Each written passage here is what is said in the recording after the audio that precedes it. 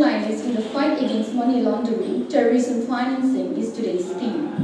AML CFT, FATF grey list, EU blacklist are the talking points for many. Today, we are all here to educate ourselves on the AML CFT obligations for the accounting sector in Mauritius. Without much delay, may I request the Chief Executive Officer of MIPA, Mr. Sudhir Newaj, for his welcoming speech. It gives me great pleasure to welcome you all to this workshop on anti-money laundering and combating the financing of terrorism. Honorable Minister, thank you for taking time off your busy schedule to be with us today. We know that you, your ministry and the government are not leaving any stone unturned to pull out our country from the EU blacklist. MIPA will continue to work in close collaboration with the government to achieve this objective in the best interest of our country. During the past decade, the global AML CFT landscape has changed tremendously. AML as a regulatory focus has steadily increased in its importance. It is important that we build a strong AML CFT compliance culture to safeguard the integrity of our financial system. There is still much work to be done, and there will always be new threats to mitigate. Ladies and gentlemen, as you are aware, the Financial Action Task Force has placed Mauritius in the list of jurisdictions under increased monitoring, commonly referred to as the grey list. FATF decision is a heavy blow to our country. This outreach today is to provide a guide to members on their responsibilities as accountants with regard to money laundering and terrorist financing. I have no doubt in my mind that this seminar will be a worthwhile experience. We have an opportunity before us to learn from experts in this field, and I hope we will all walk away from this seminar enriched with a better understanding of the contemporary issues in anti-money laundering. Unlike before, those required to monitor these regulations were only the banks and financial institutions. But today, the accountants are among those mandated to monitor and report as well. Ladies and gentlemen, I believe it is a joint responsibility of everyone, and not just the regulators, to promote and enforce these AML regulations. I think simply knowing the regulation is seen as burdensome and more red tape. If you make it a personal understanding and narrative, then people might be willing to take the extra step and enhance their procedures and due diligence rather than doing the bare minimum. And we will together get Mauritius out of both the FATF and the EUs. At a time when the financial integrity of Mauritius is being questioned, it is more important now than ever that you, as gatekeepers of the financial system, fully collaborate with the authorities to ensure that no further harm is brought to our country. I thank you very much for your attention, and I wish you all a very productive and fruitful working session. Thank you. I would like to welcome you all to this outreach on money laundering, anti-money laundering, and combating the financing of terrorism. I wish to express again our appreciation to the honorable member and Seeruttun for having accepted our invitation, and we are honored to have you at our team. Ladies and gentlemen, as you know, this workshop will focus on the measures that we should adopt to establish risk-based mechanisms, tools and practices to oversee the effectiveness and manage your money laundering and financing of terrorism risks. Indeed, the FATF has laid a lot of emphasis on the implementation of a risk-based approach to AML CFT by all countries and jurisdictions in its international standards on combating money laundering and the financing of terrorism and proliferation issued in February 2012. The foundation stone to an effective risk-based approach to AML CFT is an enabling legal framework. The Ministry of Financial Services and Good Governance issued the National Strategy for combating money laundering and the financing of terrorism and proliferation. The first objective of the National Strategy is the strengthening of the AML CFT legal and regulatory framework. By establishing a comprehensive legal and regulatory framework that is consistent with international standards and which is effective in mitigating money laundering and terrorism financing risks. It is no secret that criminals often use the services of accountants to launder illicit funds. But it can be easy to underestimate the true extent of the threat to us individually, our companies, and the accountancy profession. The consequences of becoming involved in money laundering, whether wittingly or not, are severe with penalties, ranging all the way from loss of license to significant fines or even a prison sentence.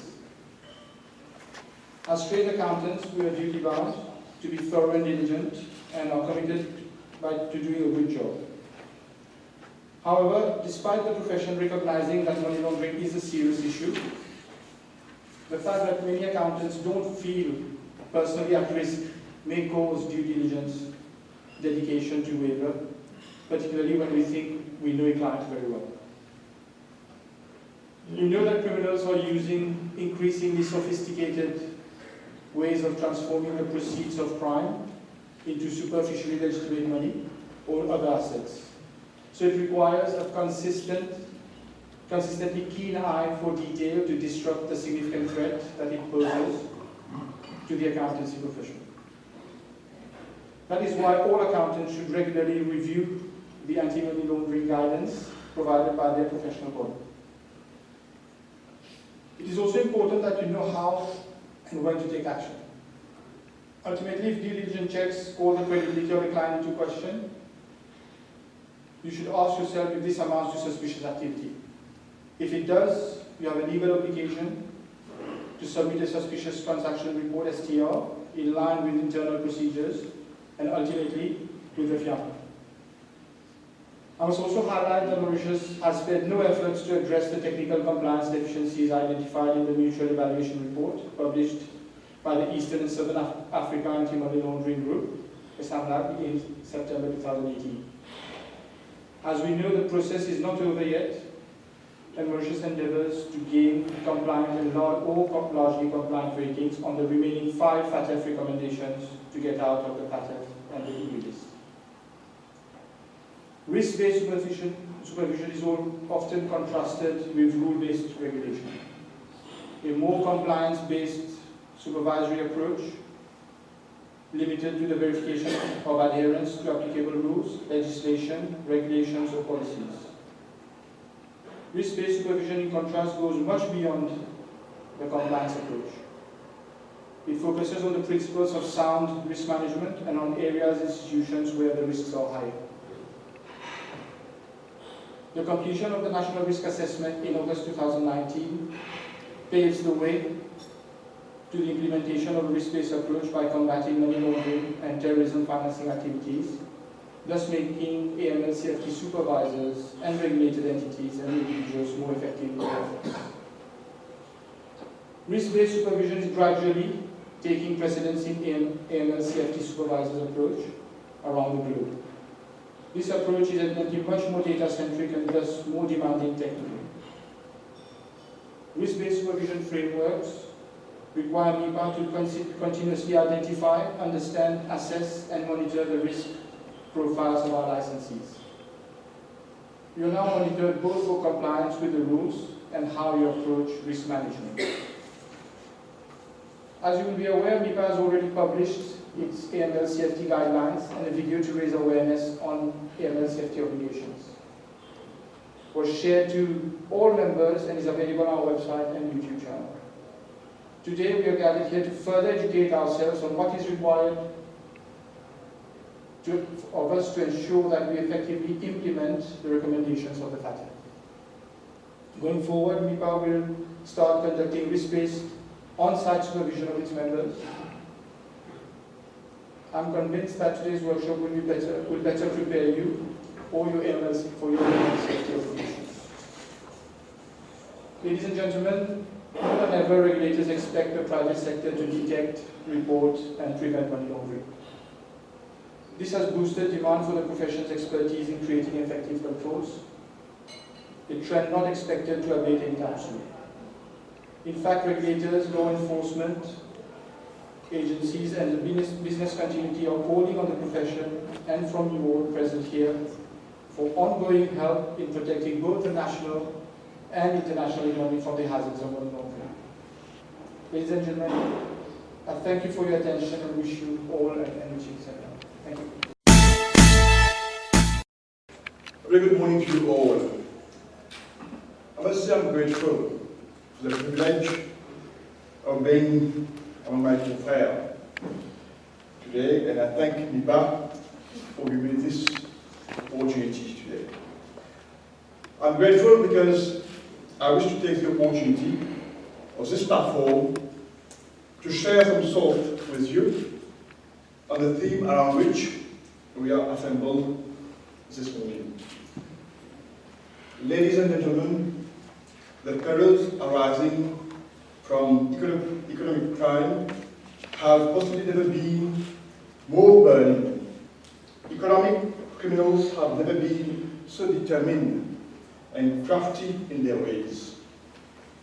As you are aware, criminals are shying away from banks to channel their illicit funds because of tougher regulations and controls, and they are now turning towards the relatively less regulated non-financial businesses and professions.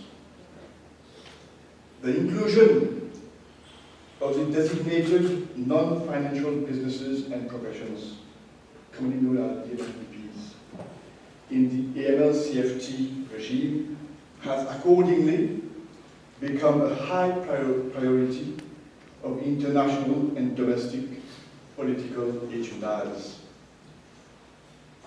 On the home front, since May 2019, DNBPs are subject to the same AML CFT requirements and preventive measures as financial institutions regulated by the Bank of Mauritius and the Financial Services Commission. Ladies and gentlemen, the threats for professions such as ours to be caught unawares in the webs of deceit of such criminals and be used to enable such economic crimes has never been so intense. As we know, victory for them lies in deceiving trusted professionals. Consequently, there is today accrued responsibility on our shoulders to be in vigilant mode at all times, to ask the right questions, to be strongly armored in ethical conduct, to scrupulously adhere to the code of conduct of the profession, to be equipped with appropriate knowledge and skills, which is the reasons for your presence this morning, and to effectively apply them. Indeed, governments, business, and the public at large place trust in our profession to give a bill of health to legitimate finance. Gatekeepers, frontliners, AML watchdogs are some of the terms being used to illustrate increasing expectations from the accounting profession to be an impartial godfather and protector. AML safety has today become an inherent part of the accountant's obligations. Ladies and gentlemen, launderers will need accountants to facilitate their illegal financial operations. Why? Because accountants bring credibility, respectability, and know-how. They will need accountants for advice to set up corporate structures, to file fraudulent tax returns, and to advise on tax planning. While we know that the vast majority of accountants take their gatekeeping responsibilities very seriously, and they are aware that they have a significant role to play in ensuring that their expertise and services are not used to further criminal activities, yet we have seen both in Mauritius and abroad, how, à leur insu, accountants are being used to unlock the very gates they are supposed to be guarding. Despite the best of intentions and controls, if not careful, accountants get entangled in dark maneuvers. I turn here with a special word of caution to our non-auditing practitioners. I ask you to be on your guard. I ask you to be extra vigilant and to ensure that sources of wealth and funds are well scrutinized. Some of the functions carried out by accountants are the most susceptible to the potential launderer. Your expertise and services are in high demand to provide a veneer of legitimacy to falsified accounts or documents. Criminal arrangements are deliberately structured with such complexity to disguise the true source and ownership of money from your expert eyes. Your services in company formation and other company services, including property transactions, particularly with international financial centers such as ours, represent serious money laundering risk. I had the opportunity to speak to you earlier this year on the roads among the professional. Indeed, we should expect that we will be let down from time to time by the minority few who will allow themselves to be sucked in murky transactions. Whether turning a blind eye, whether being willfully negligent, whether being a knowing enabler of economic crime, let us make no mistake that these situations will arise. On this note, I now wish to talk about the heightened role of MIPA as supervisor of accountants for AML CFT purposes.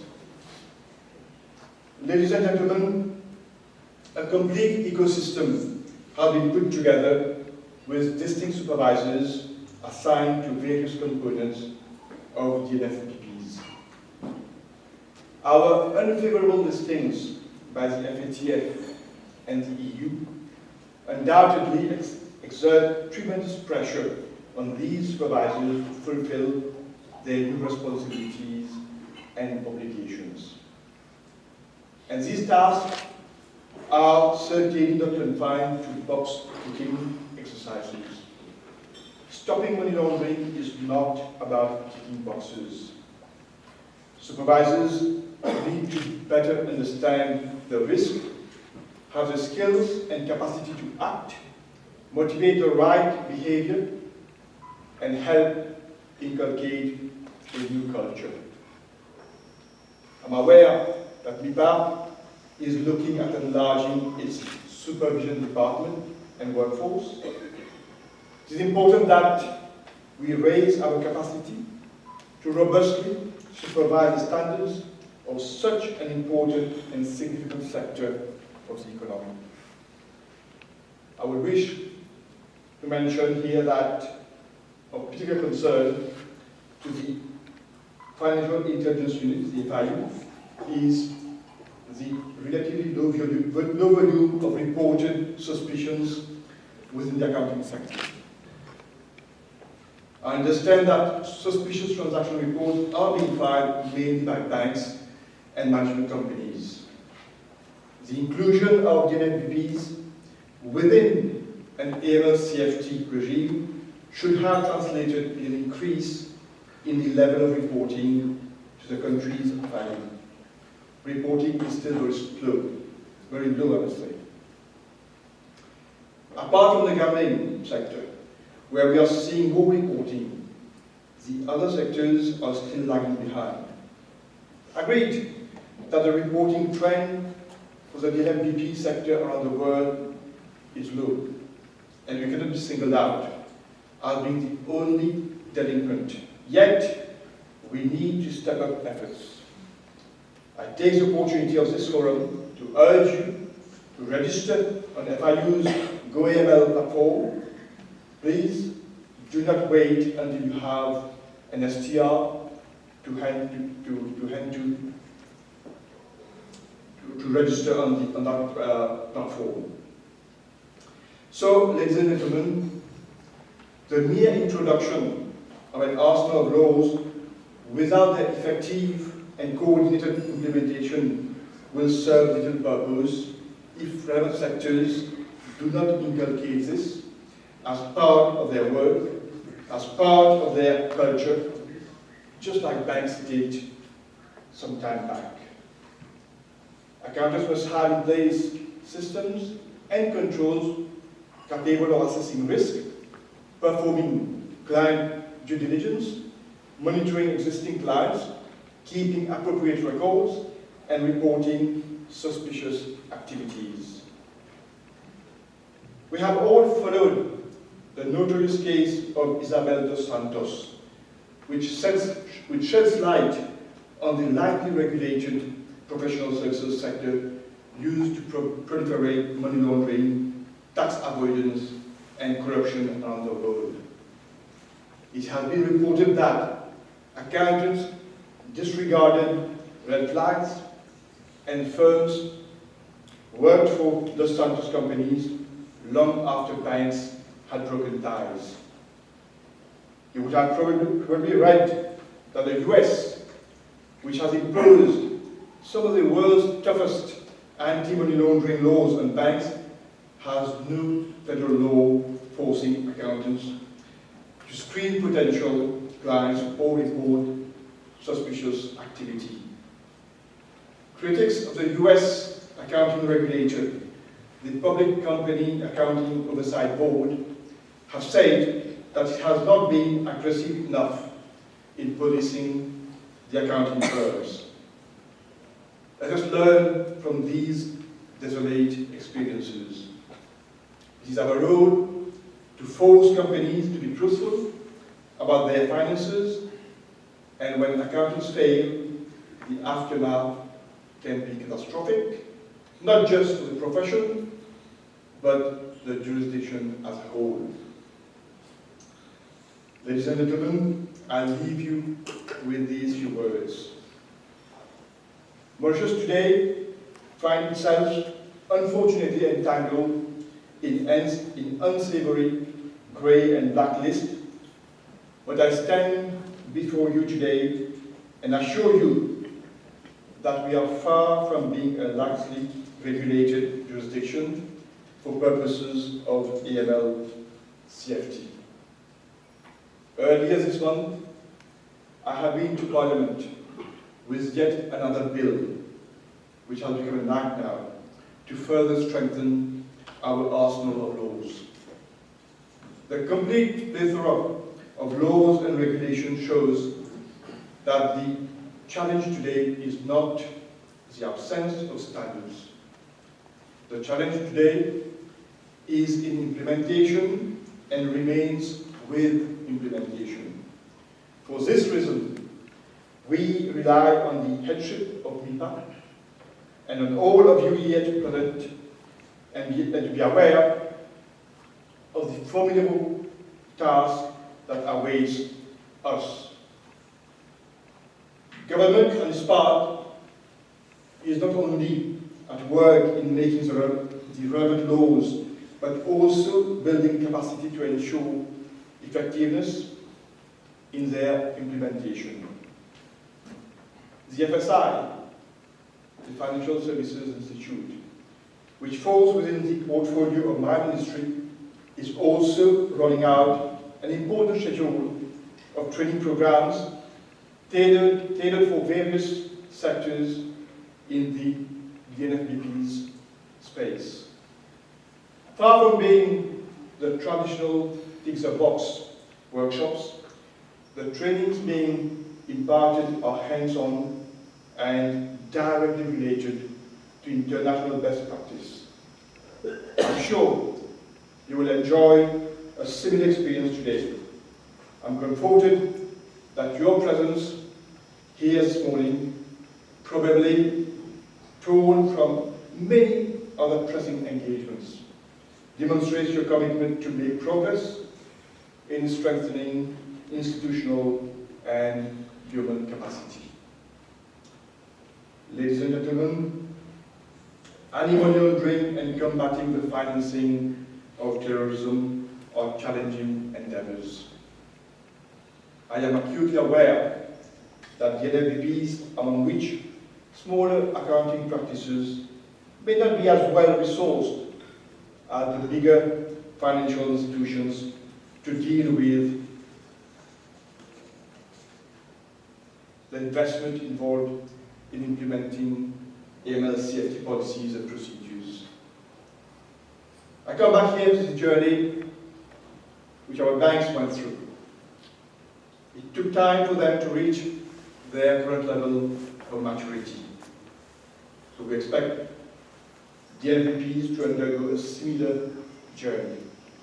This is not just a local challenge, but an international one as well.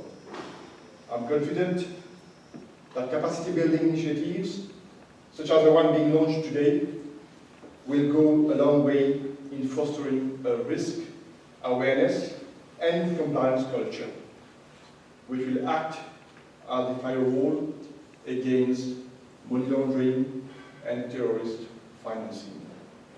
So I wish you all well amidst the challenges that lie ahead, and thank you. I think one thing that everyone has touched upon today, right, is that Mauritius does not operate as a bubble.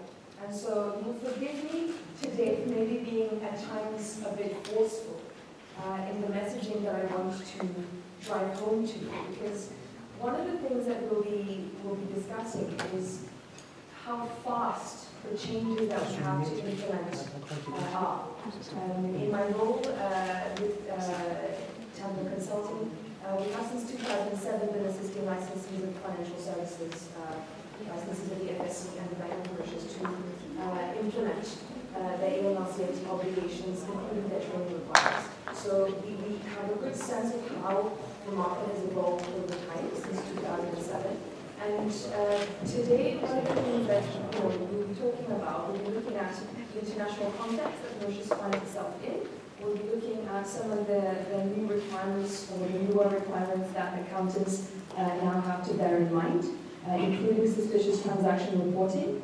And we'll also be looking at, given how fast a lot of these changes have to be implemented, because we're not just talking about having a checklist, as some of you have mentioned already. We're talking about making sure that everything is effective, that it's working effectively. So essentially, you are today in a position where you have to maybe review some of your internal procedures, implement something that you have to be able to demonstrate works, right? And you have to do this very quickly. So one of the things we'll be doing today is kind of digging into how you can do that, what are the tools that we can put at your disposal, and some of the things that you want to be looking out for specifically when you're carrying out this exercise in your organizations. I just wanted to put this up here for you really quickly. A lot of you might be aware of the National Risk Assessment that was issued for Mauritius, and this is a summary for the professional accountancy sector. And one extract here mentions, as a result of limited implementation of recent AML CFT preventive measures in the sector and the client-based profile, including domestic tax, high net worth individuals, non-residents, and clients with criminal records, the residual vulnerability is rated as medium. So one of the things we'll be looking at today is, we're talking about a risk-based approach. What is it? We have a spectrum of low to high. How do you make that assessment based on what? How do you document it? And how do you then align yourself to the requirements that have been outlined under the National Risk Assessment to demonstrate that you are actually paying attention to the things you should be?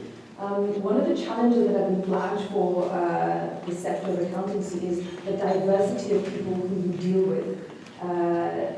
This is just a small extract. And so how do you, when you think of your client list, how do you filter those people, those organizations, and make an assessment that is consistent, right?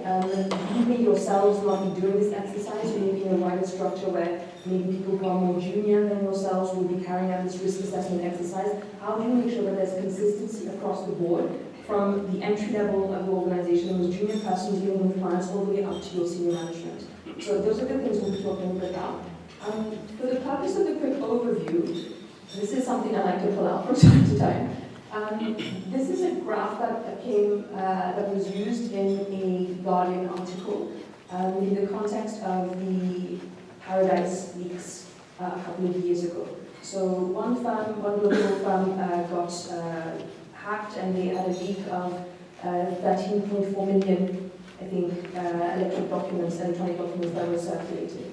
The reason I'm bringing this up is because from those documents, this is from the press perspective, this is what they outlined as where investment was coming from, right? Where were the flows of money coming from? So we have some of the countries you'd expect to see, like the US, the UK, China, Hong Kong, Bermuda, Cayman Islands, and then there's a small dot here, which is Mauritius, right? And so you can kind of align this flow of funds to what you would expect a more global, investment pattern might look like. And our positioning here is maybe commensurate to the flow of funds that you see from other jurisdictions. Now, the comparison they made in this context was this is where the flows actually where they go to, right? So this is where they come from, and this is where they go to. And here you see that Mauritius kind of suddenly plays a much bigger role. We're a lot more visible on this map all of a sudden, and we're lumped in with jurisdictions such as Bermuda, Cayman Islands, BVI, Seychelles,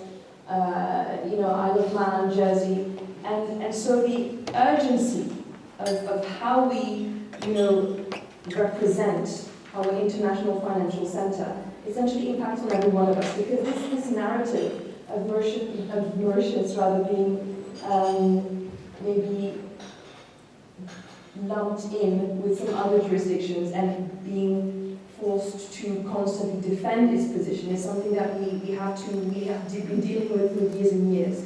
And so the responsibility, the people behind this promise of a secure, sustainable international financial center, that promise trickles back down to every single one of you in some way. So that's one of the reasons I wanted to bring this up, just to illustrate that we are on an international platform, we are subject to a huge amount of scrutiny, and that sense of urgency of making sure that we are aligned to international norms maybe doesn't manifest in every day, but it's something that we have to be very mindful of all the time. So I think on that note, I'll probably wrap up. I mean,